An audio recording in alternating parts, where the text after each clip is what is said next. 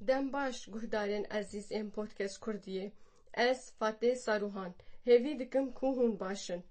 Ez ê di vê xelekanû ya podcastê de ji bo we behsa radyoya rengîn û pirzmanî Radyo Alefê bikim. Weşana bi her zimanî, bi her rengî. Alef FM. Belê guhdarên ezîz. Herçend ku em bajarê Mêrdînê bi gotinên mîna, pirçand, pirziman û rengînbûnê nas dikin, lê beriya niha me ev hemû reng û deng di dengekî de nebihîstibû. Ta ku di dawiya sala 2018 de li Mêrdînê Radyo Alef hat avakirin.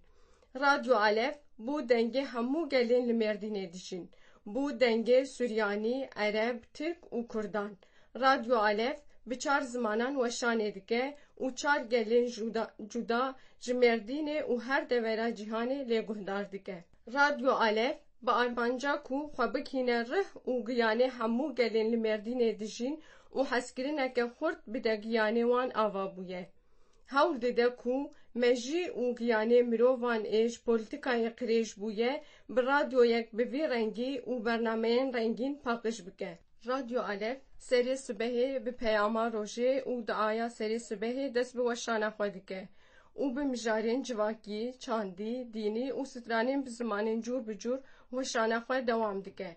Niha ez li stûdyoya Radyo Alefê me û ez ê bi Rûzgar Ümîd Baysal re koordinatörê giştî Radyo Alefê derbarê weşana Radyo Alefê, bernameyên radyoyê, nerîna gel al vê radyoyê û heke hebe planên wan ên pêşerojê de sohbetekê bikim.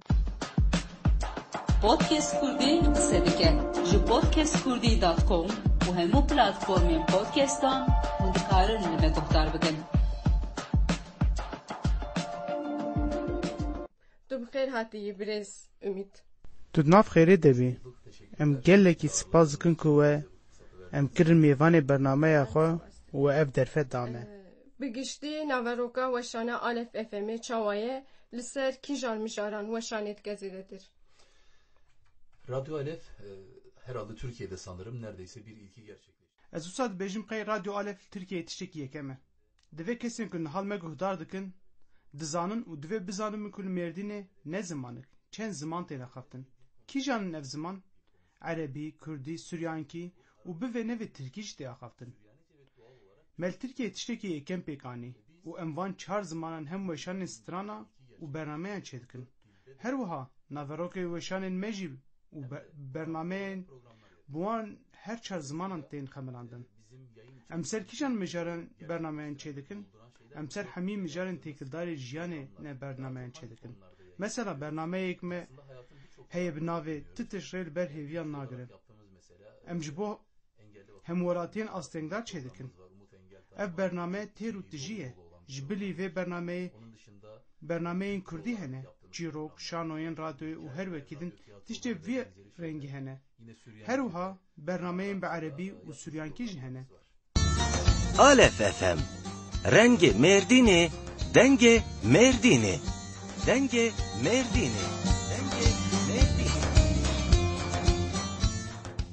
Hûn bi çar zimanan weşanê dikin, çar zimanên ku li Mêrdînê li nava gel tên axaftin. Radyo Alef bi van dengên xwe Mêrdînê çiqasî temsîl dike. Yani em dengê Mêrdînê ne. Ez wisa dibêjim ew ê gotina min dicî tebe. Gava din jî min got li Mêrdînê çar ziman tê naxaftin. Di vî warî de Mêrdîn bajarekî gelekî kozmopolit e. Yani hûn jî dizanin di bajarên din yên Tirkî herî zêde zimanek an du ziman tê axaftin. Tirkîye an Kurmancîye. Li hin bajaran Zazakî an Çerkezîye filan. Lê li Mêrdînê çar zimanên xwemalî hene. Kurdî, Tirkî, Erebî û Suryankî tê axaftin. Di vî warî de em difikirin ku em bûnin dengê Mêrdînê û Mêrdînê temsîl dikin. Helbet ev teqdîra raya giştî ye. Lê dema ku em ketin vê rêyê em vê armancê derketin. Û niha jî em dibînin ku heta ji destê me tê em li hewl didin ku vê armancê bînin cî. Êdî ne tenê em ji dêrên Mêrdînê bi Alef FM'ê re ilahiyên bi Kurdî yên ji bo Hezretê İsa Mesîh derbasî her maleke Mêrdînê dibin. Bertekên çawa hene ji bo ilahî û bernameyên li ser bawerî, xweşbînî, wîcdan û durustiyê. Mardin'de Kürtçe ilahiler Li Mêrdînê ilahiyên Kurdî bi taybetiyên Xristiyaniyê yanî wek hûn jî dizanin bi tirkî û derdoran baweriyan li vê erdnigariyê de gelek radyo û tîviyên weşanê dikin hene. Yanekî gelekî zêde ne. Gel dikare xwe bi rehetî bikînin van kanalan. Lê dema ku em bala xwe didên ilahiyên Xristiyanan mixabin em zêde ilahiyan nabînin. Em nikarin xwe bikînin van ilahiyan. Ji bo ku gelê li vê derê dijî bizanibe û bipîse guhdar bike û bi taybetî me ev bername çêkirin. û wek te jî got me ilahiyên Kurdî xistin her malê û tenê mal jî kesên tenê nemal jî kesên şivantiyê dikin jî li çolêl me guhdar dikin. Dema ku me guhdar dikin gelekî kêfxweş dibin. Ji ber ku zimanên xwe ilahiyên xwe guhdar dikin. Bi deng, nefes, tonek din dipîsin çünkü. Ji ber ku li Mêrdînê ji çend baweriyên cuda gel bi hev re dijîn. Li gor bajarên din vir xweşbîniyekê ye di vî warî de. Ji ber ku hezaran salan e li vir Xristiyan û Müslüman bi hev re jiyane û dijîn. Di vî warî de xweşbîniyeke ku dê tu caran li bajarên din neyên dîtin li Mêrdînê heye. Di vê mijarê de em hem wek radyo hem gel bi Siûdin. Helwesta gel jî bi vî rengîne û em gelekî pêk kêfxweş dibin. Podcast Kurdî qise dike ji podcastkurdî.com û hemû platformên podcastan hûn dikarin li me guhdar bikin. Bernameyên we gelekî rengînin hûn ji bo her zimanekî çend saetan weşanê dikin. ya kaba taslak olarak söylemem gerekirse hani nasıl yayın yaptığımızı Yani ez kêm zêde behs bikim hema rojê herî kêm saetek weşanê me yên erebî heye. Herî kêm saetek programên kurmancî hene. Ev tenê ji bo weşanên bernameyan e. Niha tenê nîv saet weşanên Suryankî dikin mixabin. Yani em hewl didin ku zêde bikin. Lê ji bo ku çavkanîkê min mixabin wek hûn dizanin dema ku edebiyata zimanekî xurt be ew ziman pêş dikeve. Lê Suryankî de zêdetir edebiyata devkî pêşketiye. Yani nivîskî zêde tune ye. Hêvî dikim de pêş bikev ew jî. Ji bilî van bernameya nava rojê de müzik, stran, ilahiyên Kurdî, Tirkî, Suryankî, Erebî hene di weşanê de. Heta kêm be jî canan ilahiyên İngilîzî jî em diweşînin. Podcast Kurdî qise dike ji podcastkurdî.com û hemû platformên podcastan hûn dikarin li me guhdar bikin.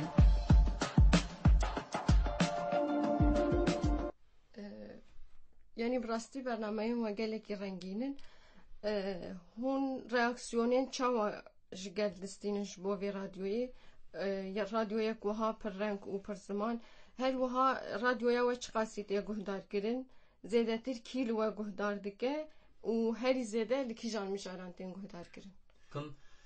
Bize karşı tepkisi nasıl? Kötü değil bir kere onu söyleyebilirim. Ez van pirsam dorê versivînim. Ez wisa dibêjim bertekên gel çawan e ji bo me. Yani ez bibêjim bertekên neyînî tune ne. Heta niha em rastî bertekek gelekî xirab nehatine. Lê bivê nevê hinekî şaş dimînin. Serî axaftina xwe de ji me gotibû. Em li erdnigariyeke ku zêdetir Müslüman tê de hene dijîn. Yani hinekî şaş dimînin. Lê mala wan ava dîsa ji xwedî fahmin di vê mijarê de. Yani bi giştî bertekên wan hene gelekî baş e hûn jî hene axir hûn hene filan. Em çi qasî tên guhdar kirin? Hûn dizanin ku di radyoyê de reyting nayên dîtin. Em nikarin bipîvin. Lê em li kolanan nava gel li bazaran, dikanan, marketan, li mirovan rastên û dibêjin em li guhdar dikin. Bi taybetî bahsa bernameyan dikin.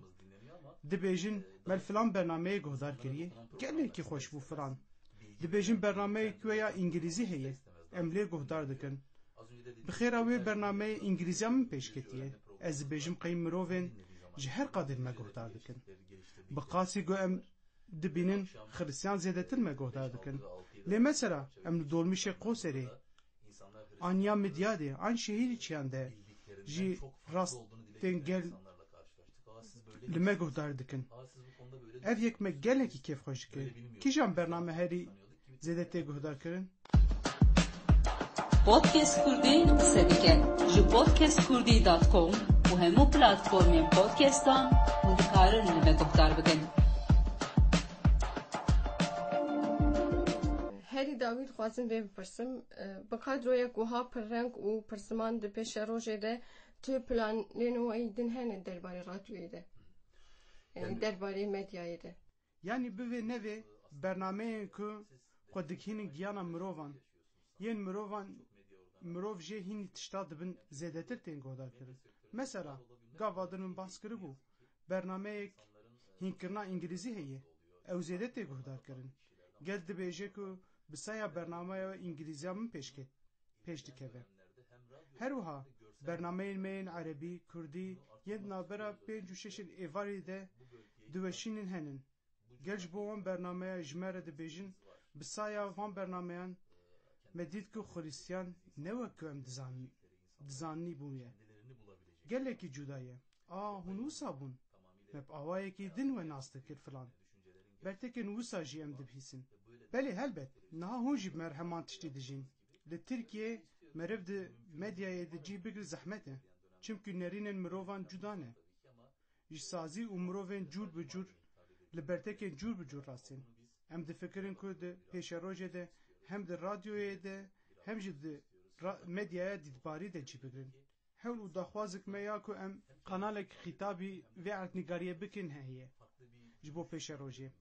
Yani kanalek û xîtabî vê erdnigariyê bike û hemû mirovan karibin xwe tê de îfade bike û jê sûd werbigirin.